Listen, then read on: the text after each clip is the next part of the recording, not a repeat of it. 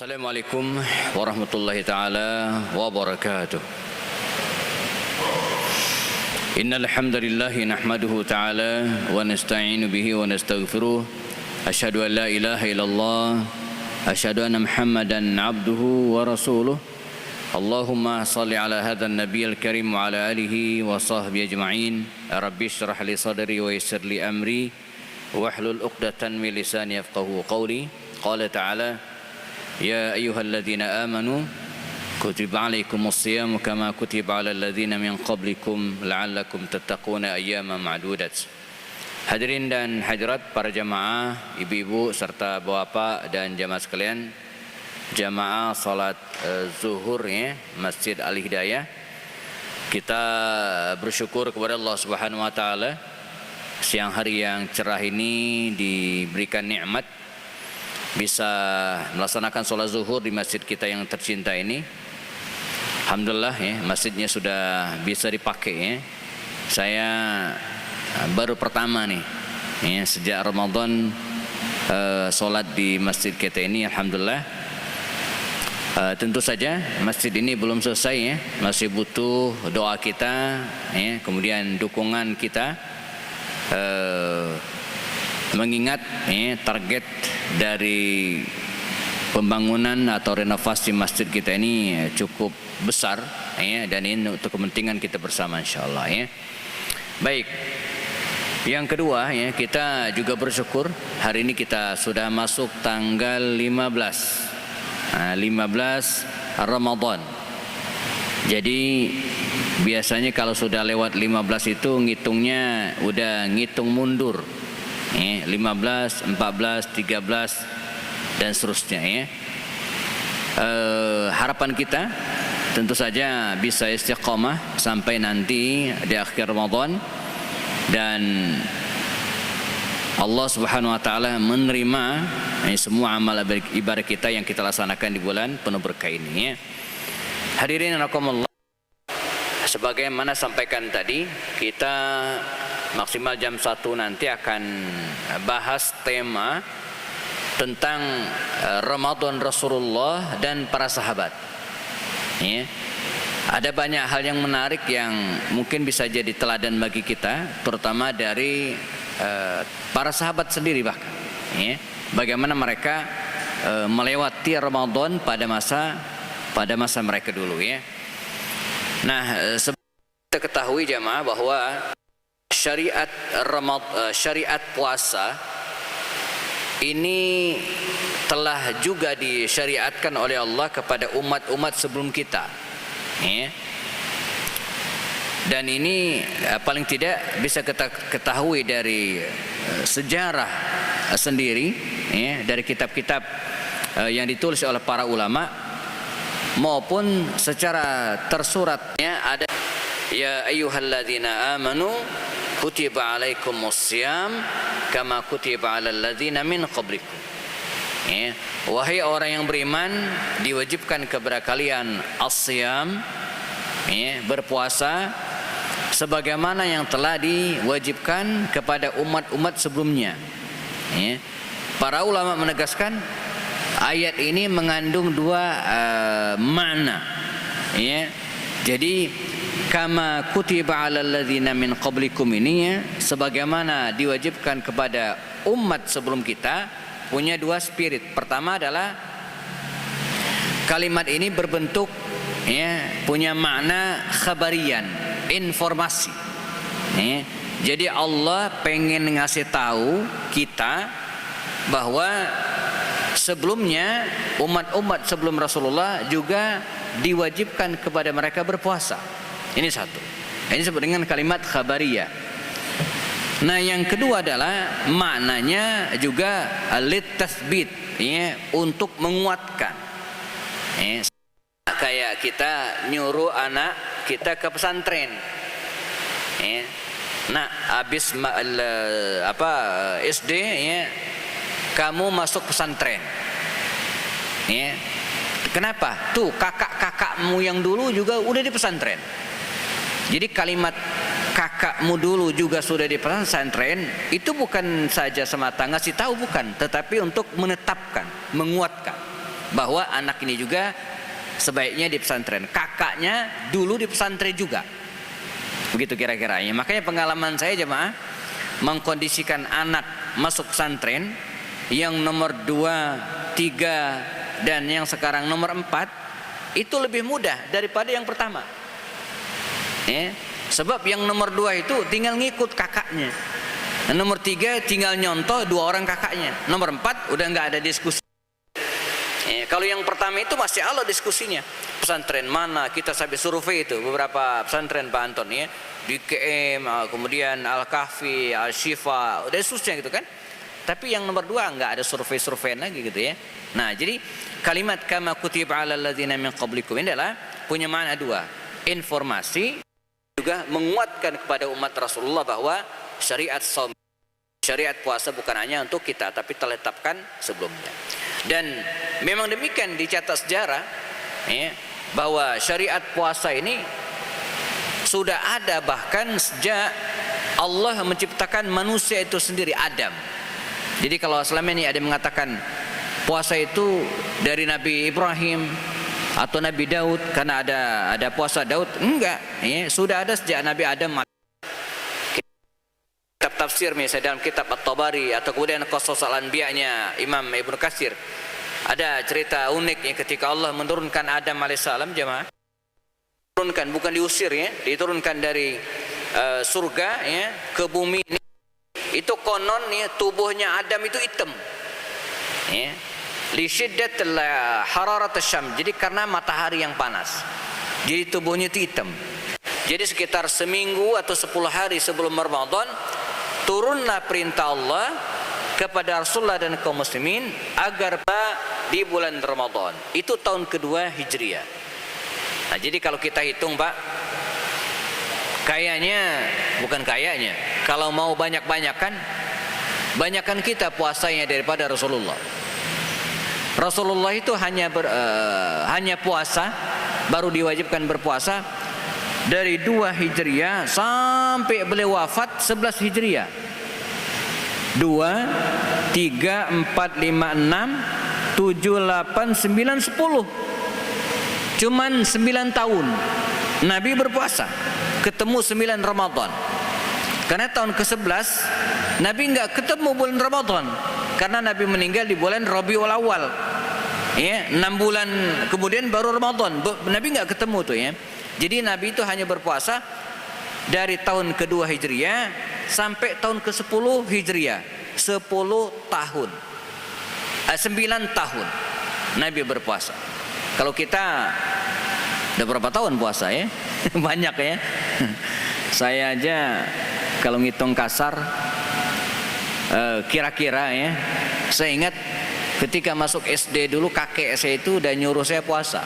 Saya ingat banget, masuk SD saya udah puasa.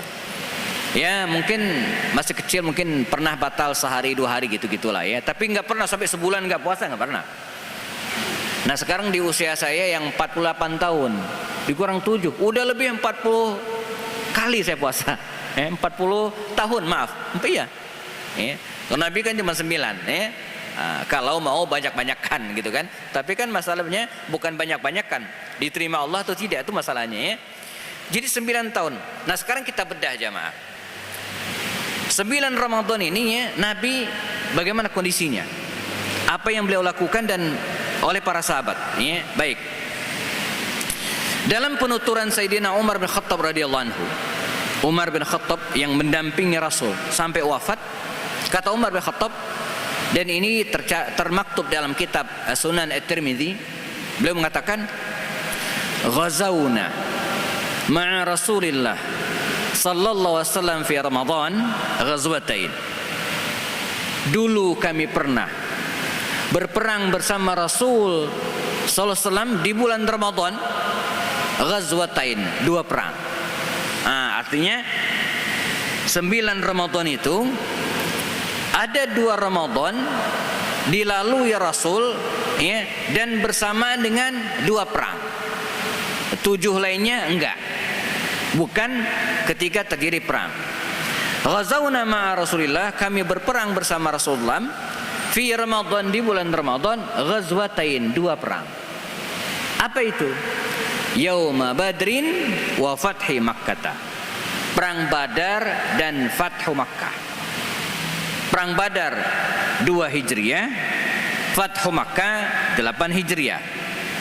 Ya, ini terjadi di bulan Ramadan.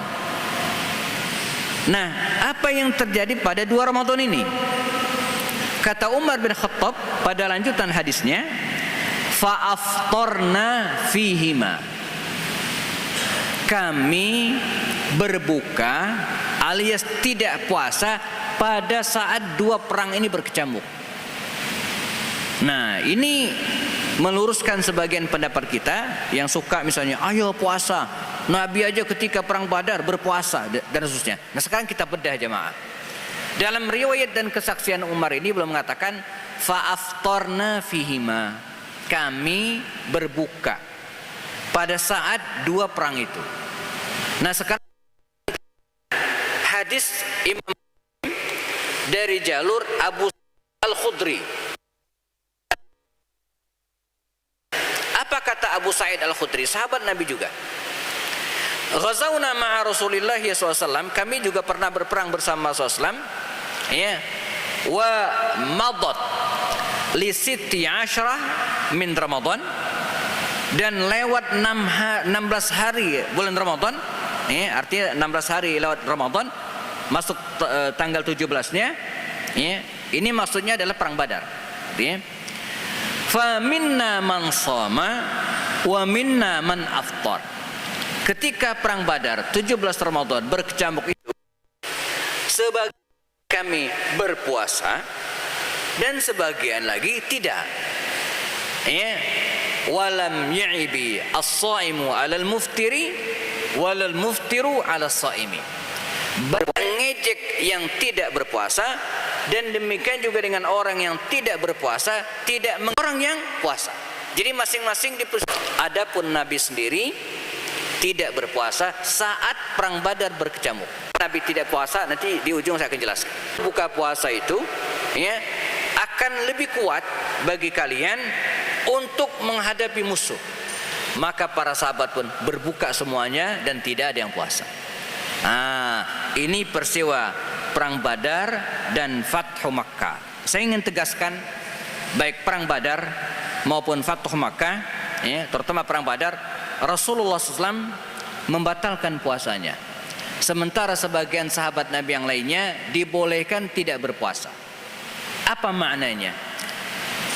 Ini bukan berarti Nabi itu lebih lemah kekuatan iman dan fisiknya dari para sahabat, atau para sahabat lebih kuat dari Rasulullah sehingga mereka tetap berpuasa. Enggak. Nabi memberikan pelajaran kepada kita dan sengaja memilih ibadah yang paling ringan, gitu kan, untuk memudahkan kita. Karena itu dalam kajian-kajian fikih jemaah, fikih siyam, misalnya Yusuf Al-Qardawi dalam pembahasannya, apa hukum puasa bagi orang yang safar dalam perjalanan? Karena di Al-Quran jelas, faman kana minkum maridan aw ala safarin fa'iddatum min ayamin ukhar. Kalau kalian sakit atau dalam perjalanan, kedua ini kita garis bawahi, atau dalam perjalanan, maka boleh tidak puasa, diganti dengan hari yang lain. Tapi ayat ini harus kita maknai dengan bijak. Karena itu kata Yusuf Al-Qardawi almarhum dalam pendapatnya, idza kana safaru, kalau perjalanan itu fi yusrin wa suhulah, dalam keadaan mudah dan gampang, enggak capek, maka as-saumu, berpuasa, afdal, lebih utama. Dan sebaliknya, ya, manakala perjalanan itu fi usrin, ya, wa masyaqqah, berat dan sulit, maka aftar, berbuka, itu lebih diutamakan. Misalnya Panton saya mudik ke Palembang dari Bandara Soekarno-Hatta menuju Bandara Sultan Mahmud Badarudin II Palembang. Itu berapa jam Panton? 55 menit. Nggak nyampe 1 jam Pak. Duduk ngantuk sebentar udah nyampe. Nggak nyampe 1 jam, 55 menit, sebentar banget. Nah, dalam kondisi seperti ini berarti perjalanannya apa? Suhula wa yusr, mudah, gampang, nggak capek. Maka as-saumu afdol, puasa lebih baik, nggak usah dibatalin. Padahal jarak Jakarta Palembang ratusan kilo, udah boleh banget, ya, sah. Tapi berpuasa lebih bagus. Namun sebaliknya, manakala perjalanan kita berat, bawa mobil tua, mudik ke Padang, bawa keluarga, pada mabok semua, lemes. Dalam kondisi sulit seperti ini, maka dia boleh membatalkan puasanya. Ini yang dimaksud mengapa Rasulullah sengaja memilih ibadah yang ringan agar tidak memberatkan umatnya. Dan hal seperti ini jamaah kita ketemu juga dalam ibadah-ibadah yang lainnya. Misalnya tarawih. Kita bandingkan tarawih Rasulullah dan para sahabat. Kita belajar spirit dari Rasulullah dan spirit para sahabat. Masing-masing punya keutamaan.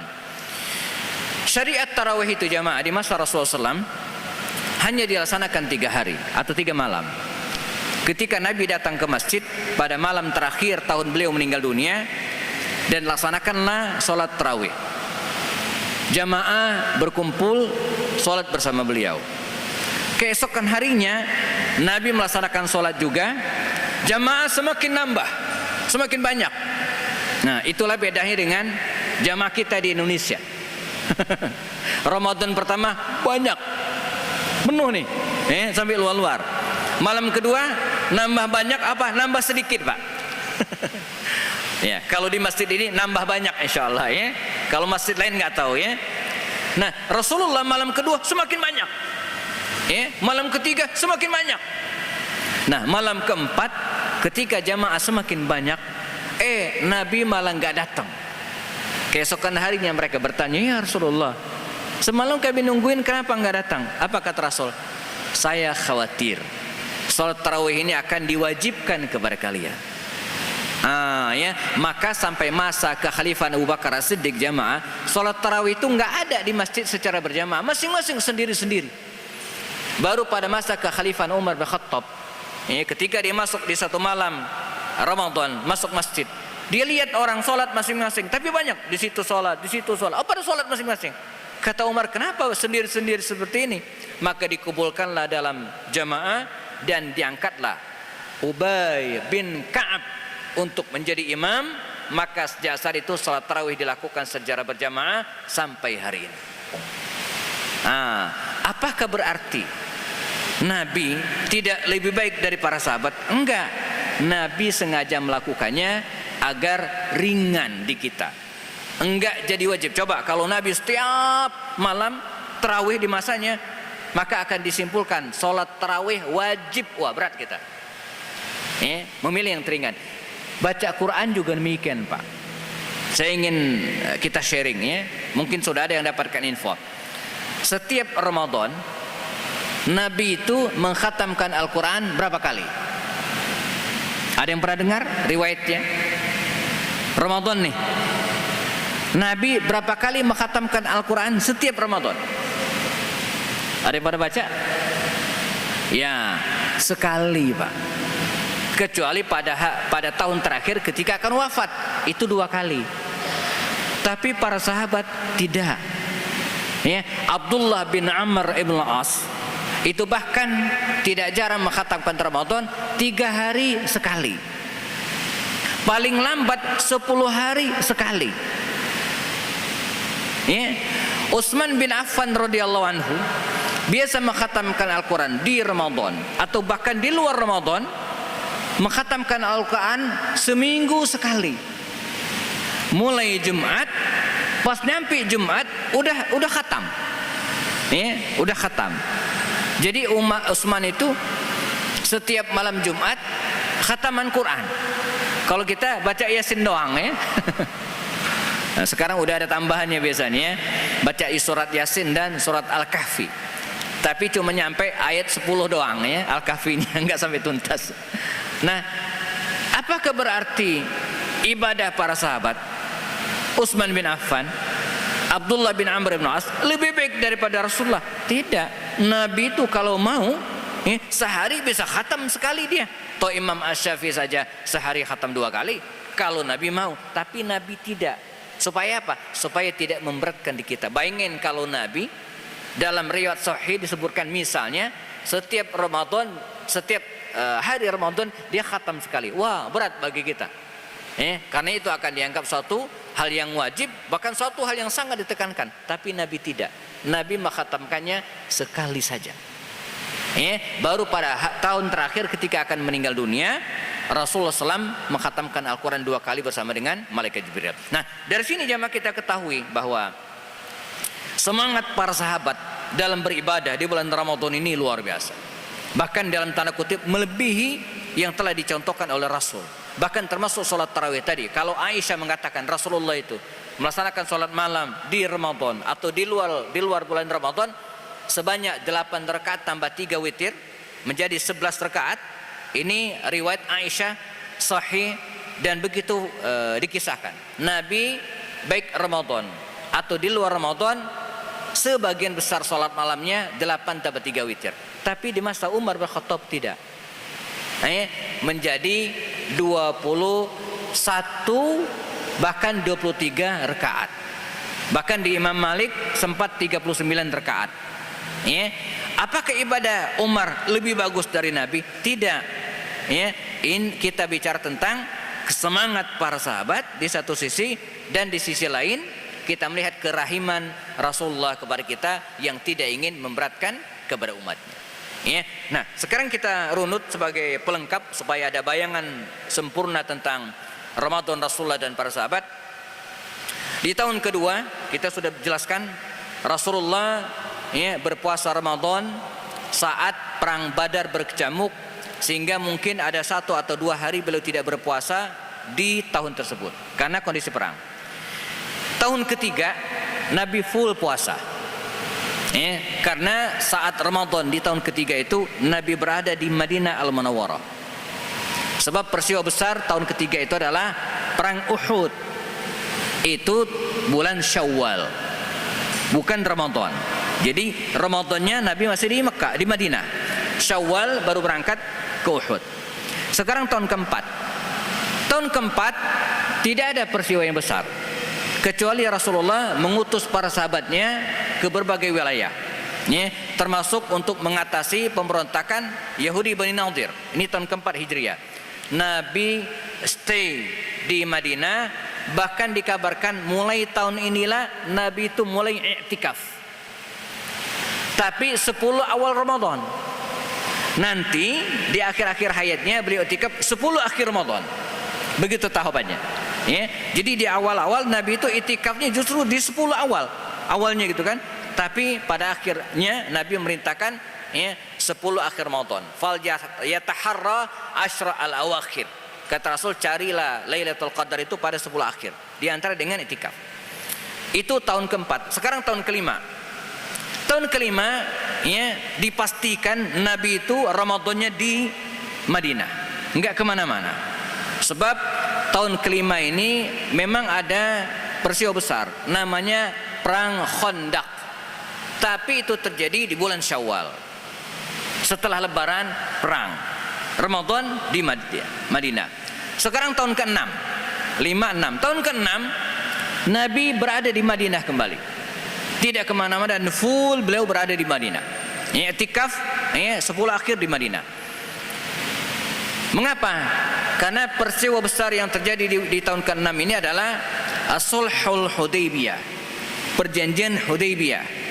Itu terjadi di bulan Zulqa'dah dan bulan Zulhijjah, bukan di Ramadan. Ramadan Nabi di Madinah. Sekarang tahun ke-7. Tahun ke-7 Nabi diprediksi dipastikan di Madinah.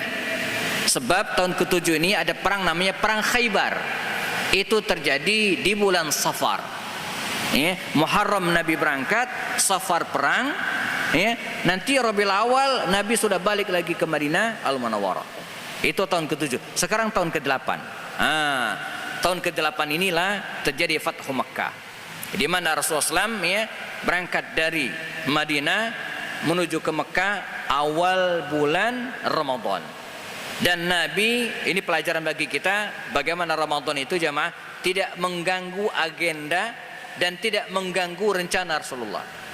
Nabi punya agenda untuk segera membebaskan Mekah, lalu kemudian tibalah bulan Ramadan, Nabi kemudian tidak menunda. Nabi tidak bilang begini, Ramadan, ntar aja ya, habis lebaran aja kita berangkat. Enggak.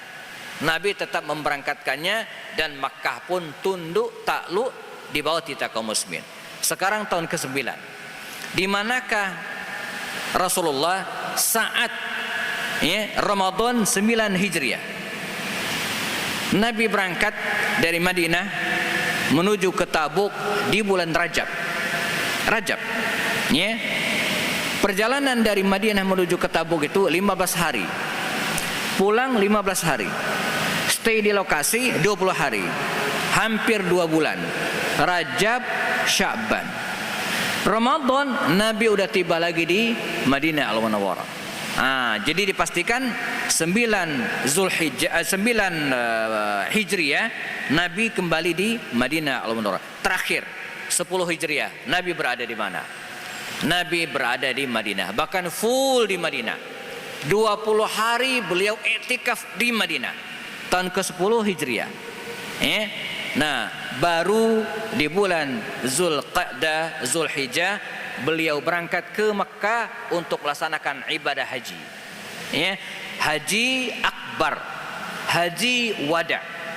Ramadan full di Madinah, Syawal, Zulqa'dah akhir beliau berangkat ke Mekah untuk melaksanakan ibadah haji kayak kita. Nah, pulang dari haji sekitar 2 bulan setengah, Muharram, Safar, bulan Rabiul Awal Nabi wafat, Nabi meninggal dunia. Sehingga dari penjelasan ini kita ketahui jamaah, Nabi hanya berpuasa 9 Ramadan, 2 diantaranya dalam kondisi perang, sisanya full berada di Madinah Al-Munawwarah. Nah, para sahabat juga demikian, yang pada akhirnya ketika mereka berada di Madinah jamaah, mereka berpuasa full. Adapun ketika mereka dalam perjalanan, Nabi membolehkan mereka untuk berbuka sesuai dengan kesanggupan masing-masing. Karena itu tingkat kesanggupan, ini sebagai penutup, tingkat kesanggupan para sahabat Nabi dalam berpuasa itu berbeda-beda. Ada orang yang kuat banget puasa, tapi ada juga yang tidak. Abdullah bin Amr, Abdullah bin Rawaha, lalu kemudian Abu Dzar Al-Ghifari, ini termasuk sahabat-sahabat Nabi yang dikisahkan sangat kuat berpuasa. Pernah mereka melakukan perjalanan dan tidak ada orang yang berpuasa kecuali 2 orang, Rasulullah dan Abdullah bin Rawaha. Kuat banget, gitu ya. Nah, berbeda dengan Abu Hurairah. Abu Hurairah ini termasuk sahabat Nabi yang mengaku tidak begitu kuat puasa sunnah. Kalau puasa wajib udahlah selesai ya. Jadi dia mengaku dibanding dengan yang lain agak kurang puasa sunnahnya. Mengapa? Kalau dia puasa sunnah katanya badannya lemes, sehingga tidak produktif dan banyak hal yang tidak bisa dilakukan. Ini alasan, bukan alasan sih, ini yang terjadi dengan Abu Hurairah. Karenanya ada kisah luar biasa dalam Sahih Bukhari, itu disebutkan suatu saat Nabi melakukan perjalanan. Wa kanat al-hararatu, dan panas itu terik. Itu jazirah Arab, Pak. Kalau musim panas bisa tembus 57 derajat Celcius. Kemarin itu 38 derajat Celcius di Indonesia. Saya ingat karena ngisi kajian di Bejukai, saya lihat dashboard mobil ada penunjuk suhu di luar itu 38 derajat Celcius. Panas luar biasa. Kebayang kalau 57. Panas ya. Suatu saat Nabi dan para sahabat melakukan perjalanan dan panas terik luar biasa, sampai para sahabat Nabi itu menggunakan al-kisah penutup untuk menutupin kepala. Kalaupun tidak ada, mereka menggunakan tangan untuk menutupi saking panasnya. Namun tetap ada para sahabat yang berpuasa. Orang-orang yang berpuasa itu dikisahkan ketika mereka istirahat, rebahan, tiduran istirahat. Dan yang tidak puasa itu mendirikan tenda, nyiapin unta, nyiapin perbekalan khususnya. Ada ungkapan menarik dari Rasulullah SAW ketika melihat fenomena ini. Orang yang berpuasa dengan pahalanya, mereka istirahat, tidur, lemas puasa. Sementara orang yang tidak puasa tadi, mereka sibuk menyiapkan segala kebutuhan mereka. Apa kata Rasulullah SAW? Zahabal muftiruna al-yawma bi ujurihim. Ini kalimatnya. Hari ini orang-orang yang tidak berpuasa membawa pahala yang banyak. Ya. Jadi masing-masing ada pahalanya. Yang puasa dengan pahala puasanya, yang tidak puasa dengan pahala kontribusinya, dengan pahala kerjanya. Ini tingkatan-tingkatan para sahabat Nabi jamaah ketika mereka berpuasa. Nah, kita jangan sebaliknya, puasa enggak, kerja juga enggak. Wah, ini enggak sana enggak sini berarti ya. Para sahabat Nabi itu kalau mereka tidak berpuasa, mereka bekerja, nyiapin tenda, perbekalan, kuda dan seterusnya. Ini juga ada pahalanya. Zahabal muftiruna, sungguh orang yang tidak puasa pergi membawa kata Rasulnya bi ujurihim al yauma bi ujurihim, dengan pahala-pahala mereka. Nah, ini sekilas jemaah tentang kondisi cerita tentang Ramadan di masa Rasulullah SAW dan para sahabatnya. Kita sudah ceritakan dengan sekilas dari 2 Hijriah sampai Nabi wafat, kondisi demikian. Harapan kita semoga bisa meneladani semangat para sahabat Nabi, terutama ketika mereka menjalankan ibadah di dalam bulan Ramadan atau bulan-bulan yang lainnya. Hadirin dan jamaah rahimakumullah, ya, pukul 1:01 jam di studio. Kita cukupkan kajian pada siang hari ini, semoga bermanfaat dan hadanallah wa ikum jama'in. Ada pertanyaan atau hal yang ingin konfirmasikan? Tidak ada ya? Oke, baik. Jika tidak ada, kita cukupkan. Sempurnakan dengan kafarat majlis. Subhanakallahumma wa bihamdika asyhadu an la ilaha illa anta astaghfiruka wa atubu ilaik. Assalamualaikum warahmatullahi taala wabarakatuh.